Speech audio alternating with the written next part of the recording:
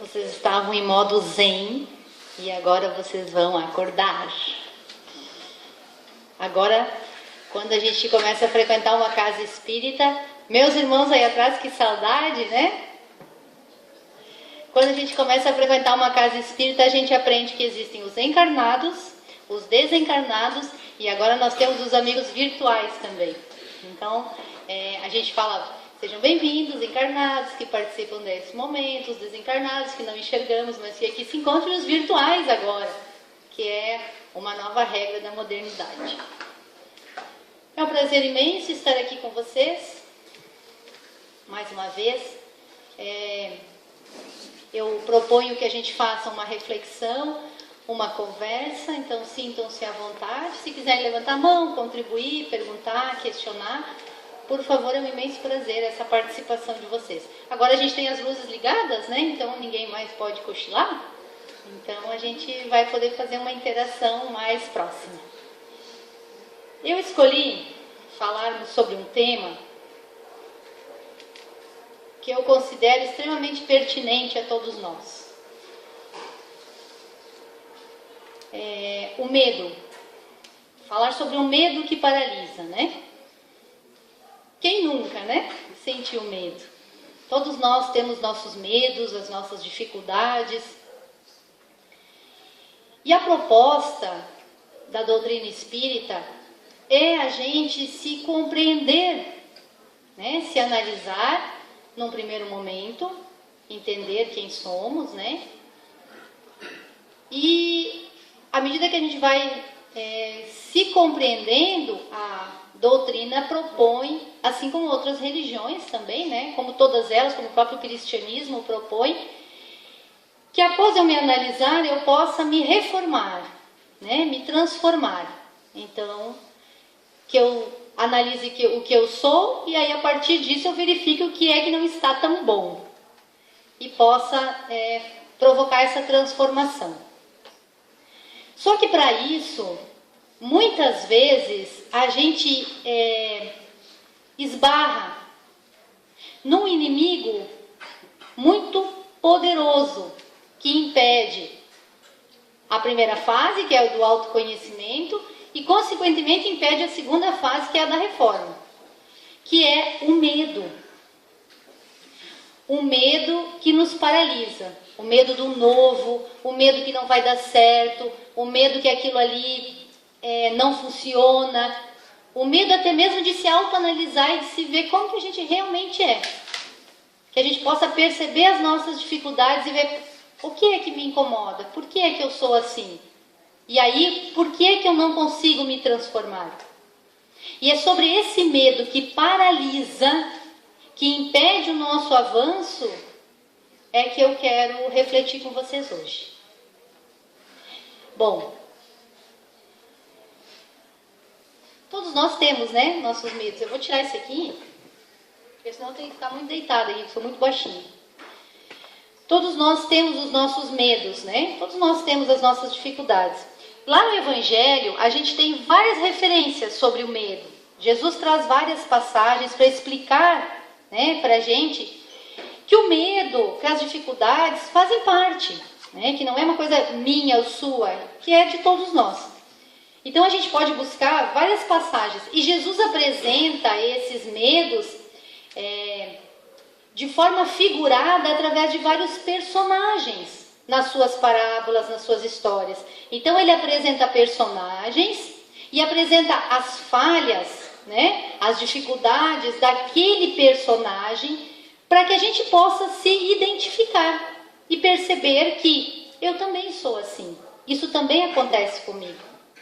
E existem vários exemplos disso, né, nesses personagens, que é da mulher adúltera, do filho pródigo, né? Hoje eu cheguei aqui e eu recebi essa situação, o filho pródigo volta a casa.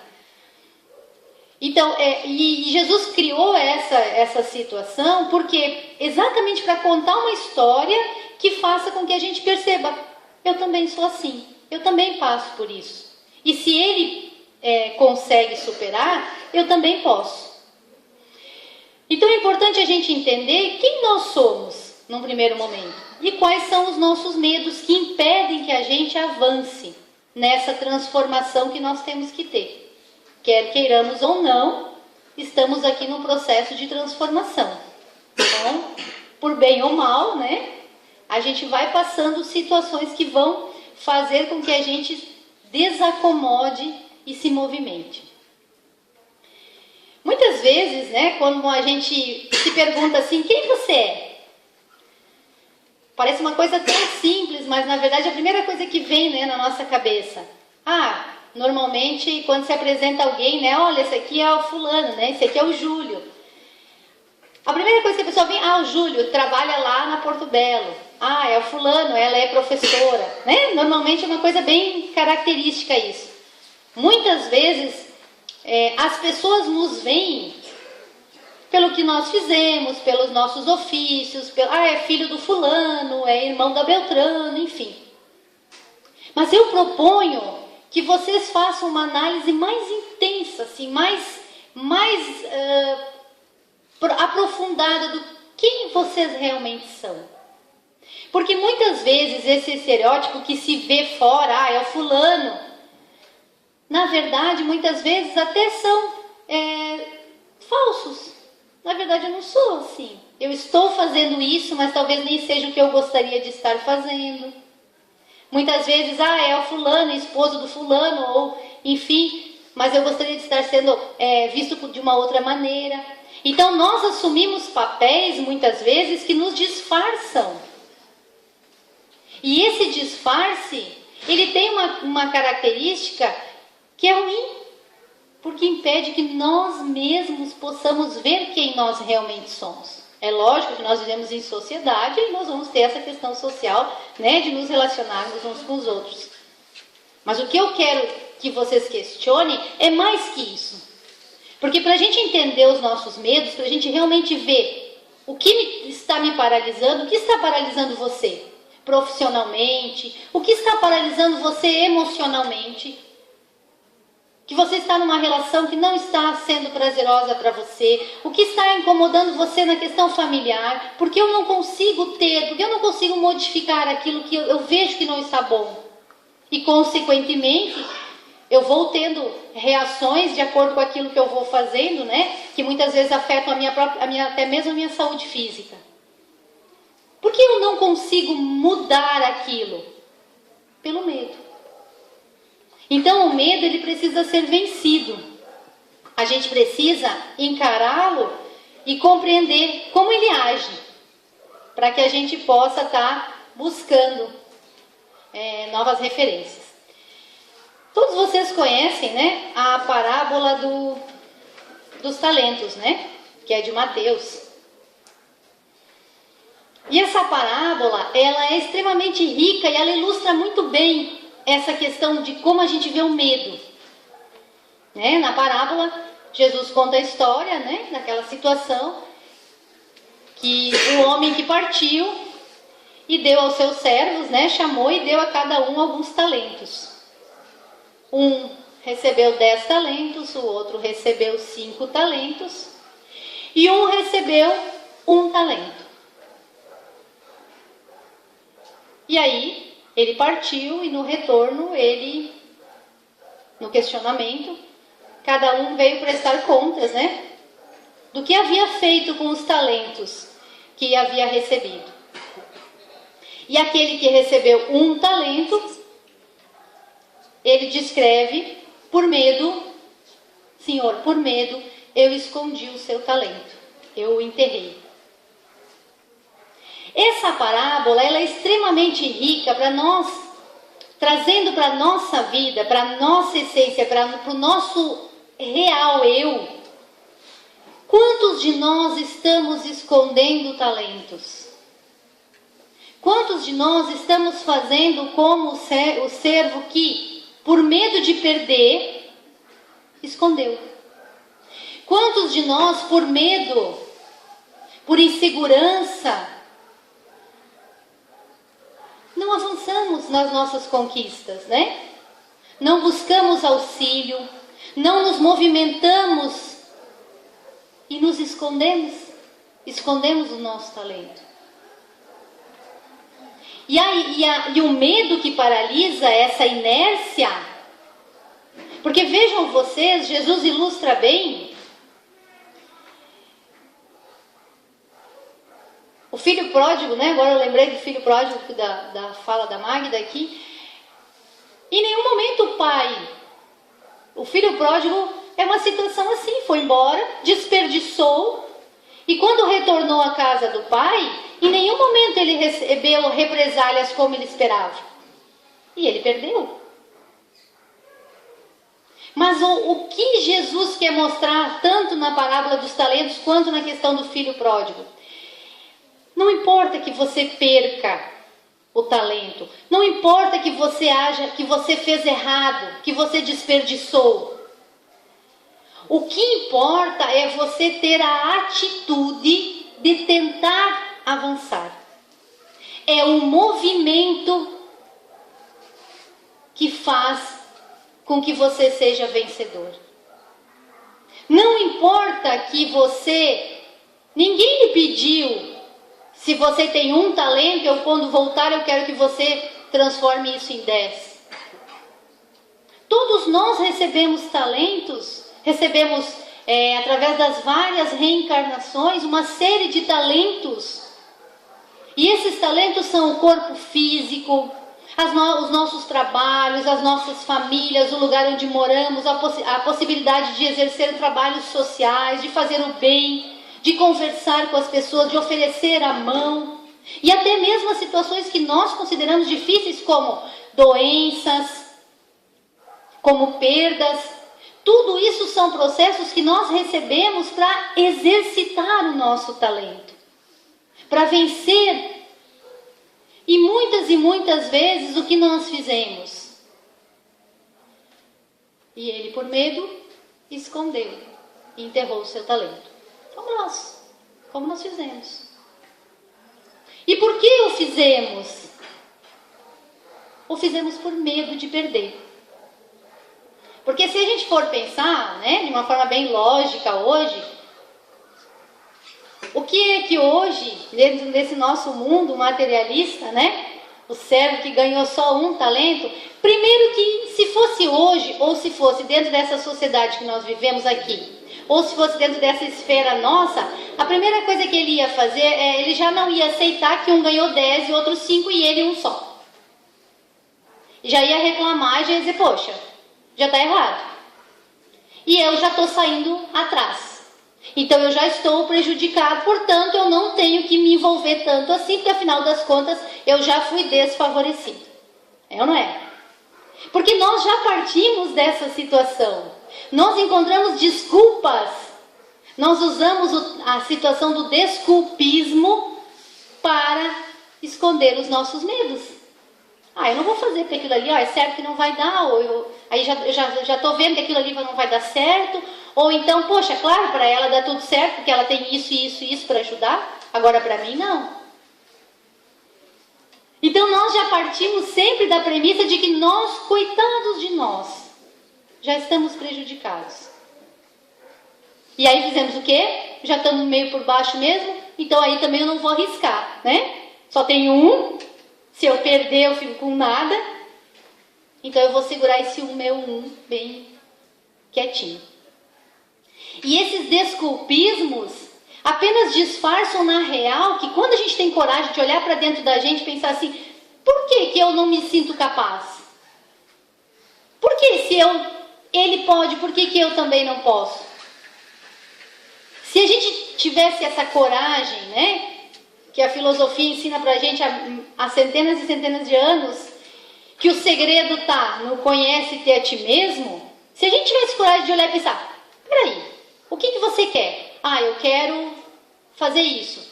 E por que você não faz? Eu não faço por causa disso. Será que é real? É verdade? Ou você não está fazendo por causa de medo? Medo do quê? Medo de não dar certo? Então, quais são as possibilidades que você tem para que dê certo? E você tentar. Então, se a gente tem coragem de olhar, a gente não usa mais desculpas. E aí a gente corre riscos. Mas a gente tenta. E na pior das hipóteses, Jesus ensinou isso. Se na pior das hipóteses a gente perder tudo e tiver que voltar como filho pródigo, O que é que a gente vai receber? Amor. A gente vai receber amor. Porque o que justifica é a nossa atitude de fazer. Quem tem a atitude de fazer já é vencedor. Já consegue ter sucesso. E aí tem uma outra coisa muito engraçada. Que de um lado estamos nós, né? Que achamos que somos os pobres coitados. Que achamos que já saímos com tudo errado e que se nós tivéssemos nascido na Suíça, tudo seria melhor, né? Porque teríamos um país estruturado, coitado de nós somos um pobre coitado, não é à toa que não dá nada certo, só o futebol e olhe lá. Então a gente se cerca de um monte de coisa e daí de um lado está nós, com todas essas nossas desculpas. E do outro lado está o nosso Pai, que apesar de tudo, tem total confiança que nós somos capazes. E Ele nos afirma a todo momento que nós temos condições, que nós somos capazes. Ele nos mostra possibilidades, Ele nos oferece situações, Ele nos coloca pessoas à nossa volta, Ele nos propõe, Ele nos dá ideias, dizendo o tempo todo com uma confiança inabalável em nós, e nós passamos reencarnações e reencarnações, achando que não conseguimos nada e que temos dificuldade. Então é muito importante que a gente vença essa nossa, a gente pode dizer que é uma falta de confiança, né? De nós mesmos. E que possamos acreditar um pouco mais na nossa capacidade, baseado na situação seguinte.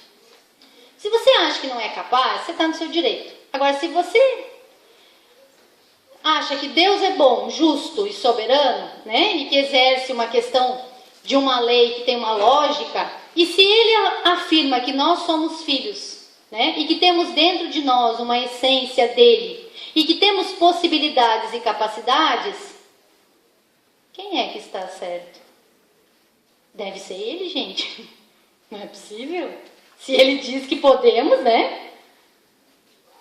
Então, só nos resta acreditar. E aí, é bacana porque daí a gente chega numa seguinte situação, né? Deus diz assim, lá em Mateus, vós sois a luz do mundo, né? Olha que lindo. Vós sois a luz do mundo, o sal da terra. Gente, se Deus disse isso, Jesus falou isso, que a gente é isso. Pô, se Ele falou tanta coisa que todo mundo segue, nós seguimos tanta coisa que Ele fala, mas isso nós não acreditamos. Porque deve ter alguma coisa errada. Não, não tem. Se nós somos a luz do mundo e o sal da terra, por que cargas d'água nós mesmos não conseguimos nos convencer? E passamos o tempo todo nos boicotando. Só que aí a fala diz o seguinte, vós sois a luz do mundo, sal da terra, vírgula, tem aí uma vírgula, fazei brilhar a vossa luz. Ou seja, lei do trabalho, né? Levanta-te e anda. Exerce a tua parte no trato. Faz o teu combinado. Acredita que és capaz e movimenta as ferramentas que vão surgindo para você de transformação. Libera-te daquela situação da desculpa, nada dá certo, para mim dá tudo errado, para fulano dá tudo certo, para fulano, para mim dá tudo errado. Para fulano também dá coisa errada. Lógico que dá. A diferença é o que é que tu vai fazer. Tu podes ficar eternamente te lamuriando, te queixando, né? E quando a gente fala eternamente, estamos numa casa espírita, sabemos que isso literalmente pode ser levado em conta. Diferente de outras religiões, a gente sabe que o espírito é eterno. Então, ou seja, se você adotar uma postura de lamúrias, lamentações, a gente pode ficar várias e várias vidas nessa situação. Então, se nós somos a luz do mundo e o sal da terra, vírgula, fazei brilhar a vossa luz. Só que aí tem a tua participação na situação. Ou seja, Deus pode nos auxiliar e nos auxilia dentro da lógica do universo, dentro das leis, né, que obedecem toda uma organização, sim. Mas nós temos também algumas obrigações e precisamos nos movimentar. Dentro dessa situação, é muito importante que a gente, voltando à questão dos nossos dons, dos nossos talentos, a gente não, então, desperdice. Porque às vezes aí, no nosso talento, no nosso dom, está a possibilidade de brilhar a nossa luz. E quando eu falo de dons e de talentos, não queiram vocês achar que eu estou falando aqui só de coisas de arte, né? Logicamente. Ouvir o outro, ser uma boa mãe, ser um irmão, né? Fazer caridade, ser um bom profissional, um profissional ético, justo. Tudo isso são talentos que nós temos e que muitas vezes nós não utilizamos, acabamos enterrando. É assim que faz, né? Eu não acho certo, mas todo mundo faz, eu vou fazer. E enterra o talento. Então, a gente sufoca muitas vezes os nossos talentos. E sabe que muitas vezes a gente tem alguns talentos e a gente também não percebe, não valoriza os nossos talentos, porque o nosso olhar fica tão voltado para o talento do outro. A gente gasta um tempo tão grande analisando o talento do outro, analisando a vida do outro, como que ele faz, o que dá certo, por que dá certo lá. E aí a gente acaba perdendo um tempo precioso. A gente deve sim observar, porque nós somos seres sociais, nós vivemos em sociedade. E isso não é porque é uma bobagem, é porque nós aprendemos muito uns com os outros. Isso faz parte da nossa construção. Então a gente deve observar e deve analisar com o sentido de olhar a vida, olhar o outro como uma inspiração. A inspiração é um processo maravilhoso de crescimento. E não com um olhar de inveja, por exemplo. Né? Tem pessoas que olham para o outro e falam, olha, aquele lá, comprou um carro novo, deve estar roubando. Deve ter passado a perna em alguém. Poxa, eu gostaria de ter um carro novo, mas eu não vou fazer aquilo ali não. Aquilo ali é certo que ele deve ter feito uma coisa errada. Quando, na verdade, você poderia utilizar essa superação do outro em pequenas coisas como uma situação inspiradora para você. E que nada impede de você dizer, fulano, poxa, tão legal, você conseguiu vencer essa dificuldade, conseguiu construir uma casa nova, comprou... O que você fez? Me dá uma ideia, eu gostaria de ser assim também, eu também gostaria de fazer isso. Por que você consegue? E aí o outro vai dizer, olha, eu, né, como o Rossandro conta numa história tão engraçada, olha, é o seguinte, olha, minha mulher agora está vendendo Natura Avon em Jequiti. Então, se você quiser, eu posso te orientar. Ótimo, é isso mesmo que eu quero. Chega de noite em casa com 4 livros da Avon, Jequiti e Natura, mulher, vamos comprar um carro novo. Né? Isso é inspiração, é aquilo que é bonito, dá certo no outro. E não é inveja no sentido de depreciar, deve estar fazendo alguma coisa errada, olha lá, mas também não para em casa, né? A mulher dele está lá trabalhando, a mulher dele sabe o que está fazendo. Então você inspira, isso é uma coisa gostosa, uma coisa prazerosa. A pessoa, hoje a nossa moeda mais importante, né, é o tempo. Tantas pessoas conseguem se organizar com tantas coisas e a gente às vezes inveja, né? Poxa, você trabalha, cuida da casa, tem os filhos, marido, participa, é super atuante, consegue fazer um trabalho social lá no centro espírita, consegue fazer não sei o quê. Como que você consegue? E não, mas de inspiração. E não aquela situação, claro, olha ali, mas deve ficar fazendo, enquanto isso os filhos dela estão largados, ela não consegue dar conta. Porque eu não consigo fazer aquilo, eu deprecio o outro. E não me inspiro no outro. E aí a gente faz o que se considera a coisa mais terrível, que é a comparação dos nossos talentos com o outro. Porque no fundo, quando eu estou depreciando, eu estou invejando no sentido de que ele é melhor que eu. E isso é terrível porque não existe ninguém melhor que o outro. O que existe são pessoas diferentes. Todos nós somos diferentes uns dos outros. Então é burrice, é uma burrice extrema a gente querer se comparar ao outro. É burro, é perda de tempo. É a questão do argueiro no olho. Quando Jesus ensinou. Por quê? Não olha o teu e olha o do outro. Jesus não estava falando de um moralismo de não fazer fofoca.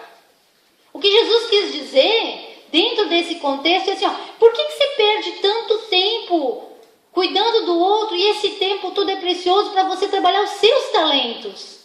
Você poderia estar aprimorando aquilo que não é tão bom em você. Cola no outro, aprende com o outro, senta com ele, pede ajuda. Fulano, eu não estou conseguindo, me auxilia. Peça.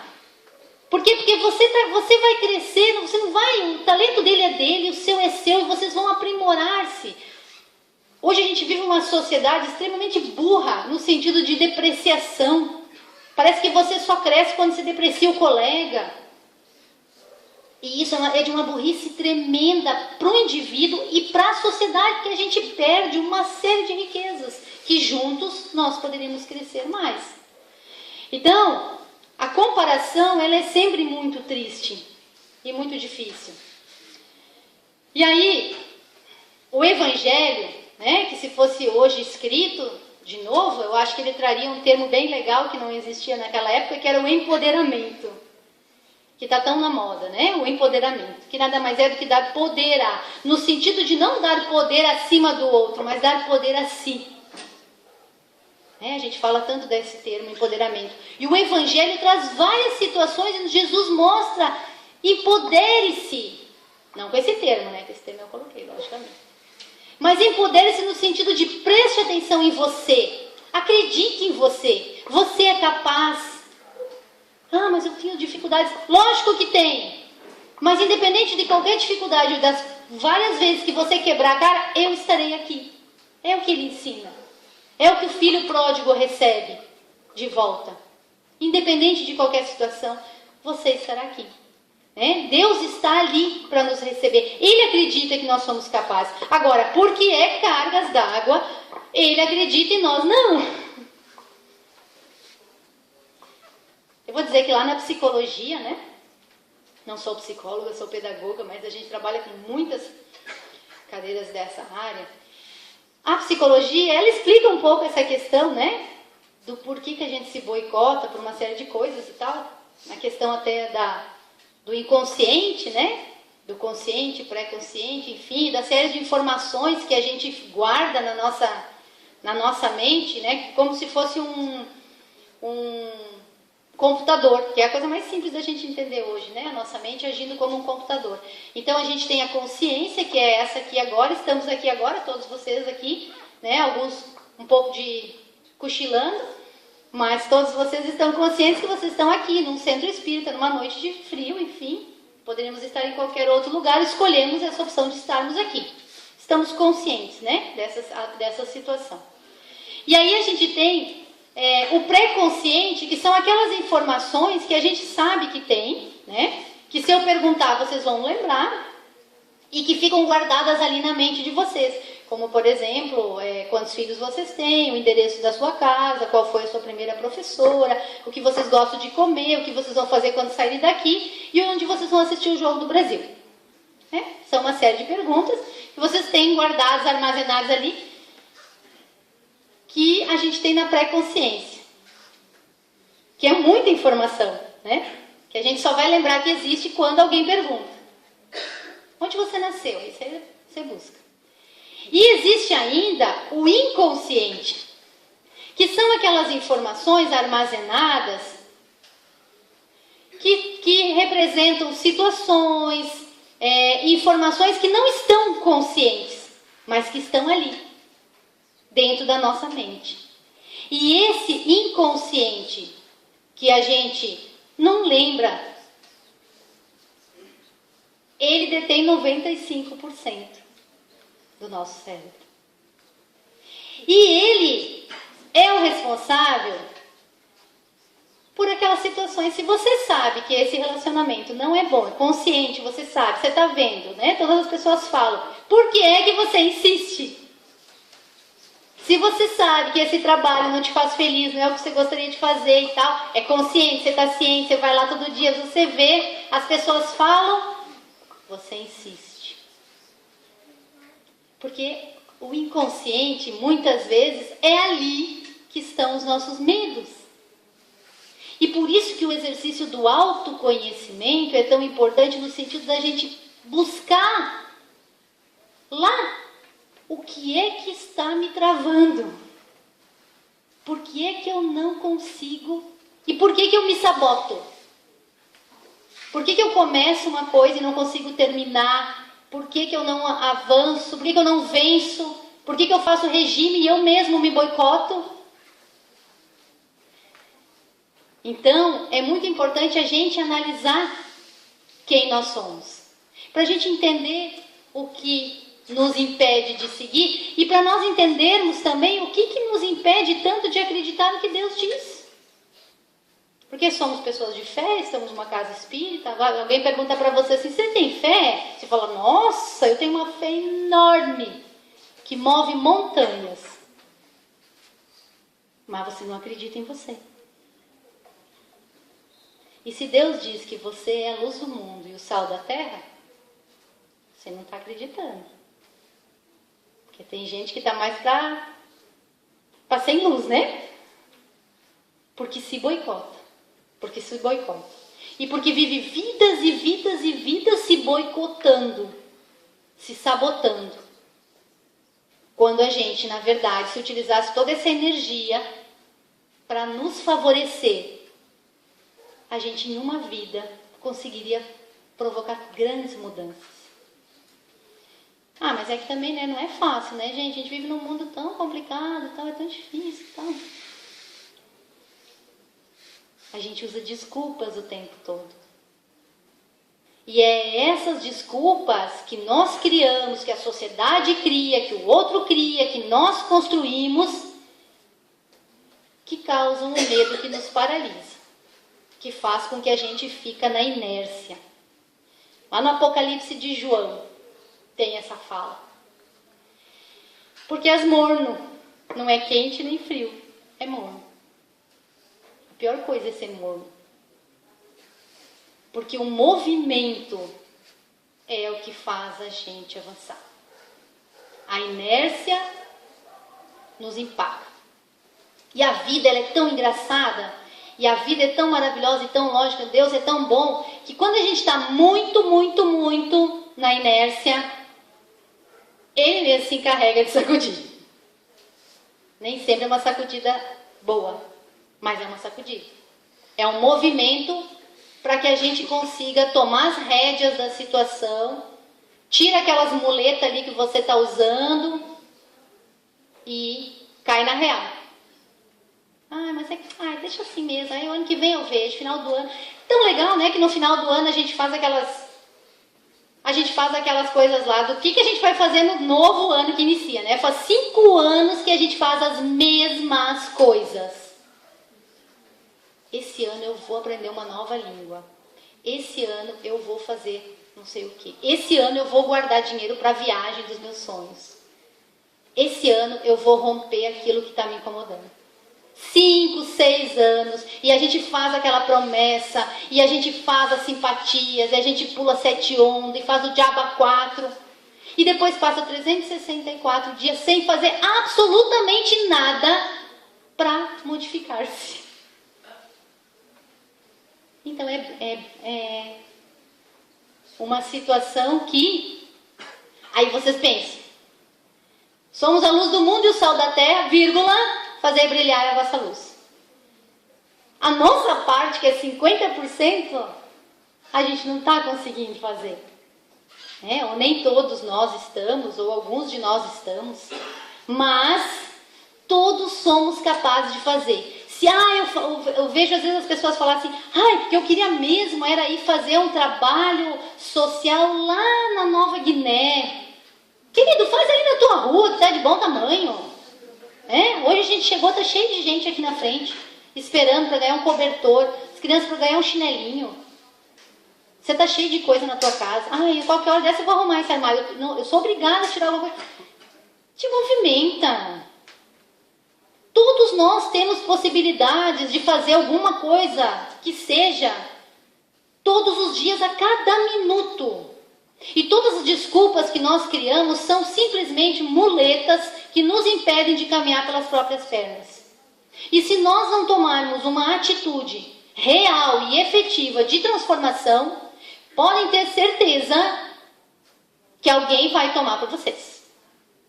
E é assim que a vida é. É assim que a vida é. Ninguém fica no marasmo.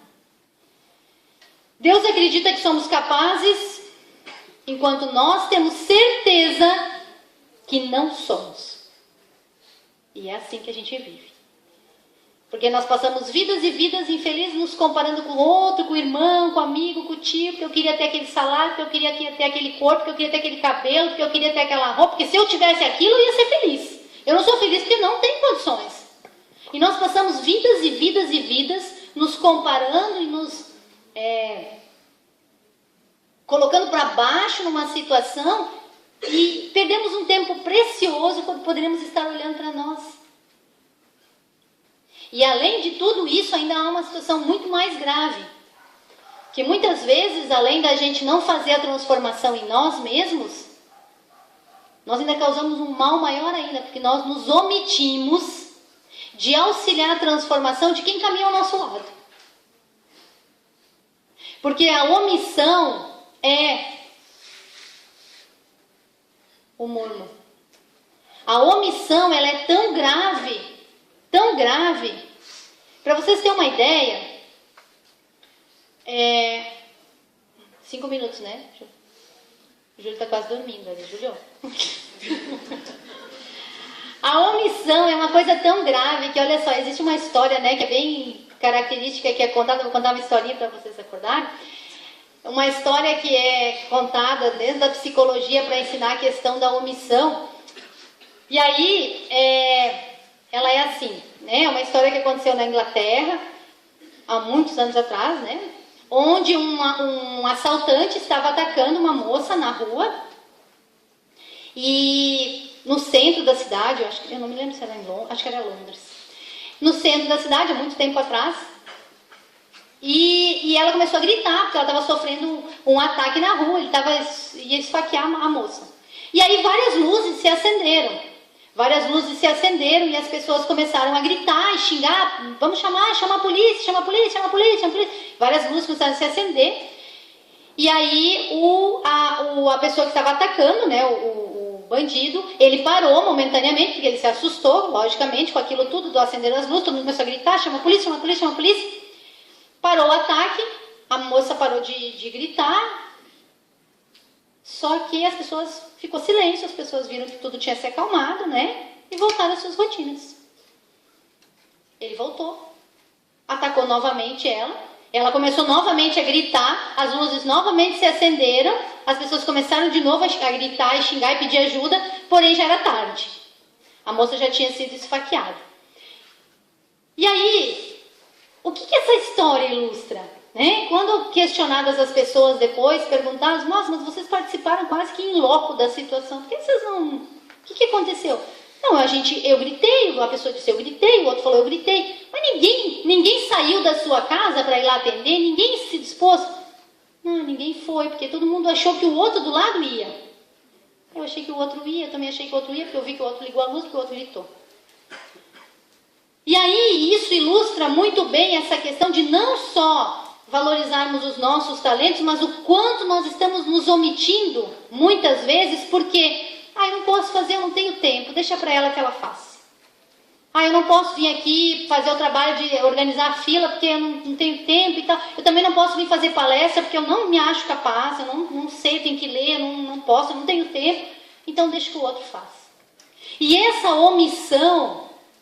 eu não vou escutar aquela fulana porque ela é chata, ela vem contar de novo a história do marido dela. Eu não vou escutar, eu fujo daquela parente que toda vida vem se queixar e precisa de uma mão e de uma conversa e de um abraço. Comigo não, eu não estou boa. E nos omitimos o tempo todo. E isso causa Não só o não desenvolvimento nosso, no sentido de oferecer, mas a gente também se omite no sentido de modificar a sociedade, o ambiente. Porque quando eu me modifico, eu modifico o outro. Porque nós estamos num país corrupto, porque o governo é corrupto? Não, porque nós somos corruptos. Nós vivemos num país que não tem ética, porque o governo não tem ética? Não, porque nós não temos ética. É um reflexo. A mudança ela é sempre interna. Quando eu me modifico, naturalmente, a modificação acontece no meu pequeno núcleo familiar, depois amplia e depois vai lá. Isso significa que, se nós estamos vendo o caos total lá na ponta, é porque nós estamos sufocados de caos. Podem ter certeza. Porque a modificação é interna e o caos também é interno. Vai tomando, né, proporções. Então, a omissão, no sentido de nós não servir na sociedade, não exercer o meu exercício de desenvolver os meus dons, os meus talentos, me colocar à disposição, faz com que eu também comprometa o crescimento da comunidade, do planeta que eu faço parte. Porque eu não me disponho, porque eu não tenho tempo, porque eu não tenho condições, porque eu não tenho talento, porque eu não faço e eu não consigo fazer. Mas ao mesmo tempo que eu quero que Deus faça por mim. Deus, se eu for merecedor, você faz por mim. Quem tem que definir se você é merecedor ou não é você. São as suas atitudes que vão determinar o seu merecimento. Não é Deus que vai trazer. E quando a gente começar a compreender isso, que a transformação é nossa, que à medida que eu me ofereço para auxiliar, eu recebo muito mais do que dou. E esse é o verdadeiro segredo. E esse é o verdadeiro ensinamento da parábola dos talentos. Não enterre o seu talento. Não tenha medo de perder o seu talento. Porque se você perder o seu talento, a atitude de você oferecer o seu talento já vai te possibilitar o recebimento de muitos outros. Ao contrário, quando você segura para você, quando você se fecha, você não se permite exercer esse aprendizado. E também não permite que a sociedade receba aquilo que você tem para oferecer. Porque cada um de nós tem algo a oferecer. Todos nós temos. E quando a gente não oferece aquilo, nós perdemos, o mundo perde e Deus tem que planejar tudo de novo, né? E nós temos que viver tudo de novo para poder continuar. Se fosse hoje, nem ia ser hashtag, né? É hashtag Deus acredita em você. Né? Você não acredita, mas Deus acredita. Porque é mais ou menos por aí. E aí, só para a gente encerrar, tentem lembrar sempre dessa questão, né? Dessa fala. Por que se preocupar com o argueiro nos olhos dos outros, quando tem uma trave no seu? E não no sentido de moralismo. Ai, não vou falar mal da fulana. Estou me policiando que eu estou indo na casa espírita e eu não posso mais falar mal de ninguém. Não é isso. É não perca tempo com aquilo que não te traz. Te inspire na fulana. Te inspire no outro. Busque apoio, peça auxílio. E não perca tempo com aquilo que gasta a sua energia e não traz nada de positivo para você. E aí, a gente pode dizer assim, que a gente pode escolher, né? Uma situação de viver a nossa vida numa trilha sonora, que a gente escolhe a trilha sonora como a gente achar melhor, né? E tem muita gente vivendo a trilha sonora da Gabriela, né? Que é uma novela muito antiga, mas que vocês conhecem, que ela é quase que clássica, né? E aí vive naquela situação, né? Eu nasci assim, eu cresci assim, né? Você sempre assim.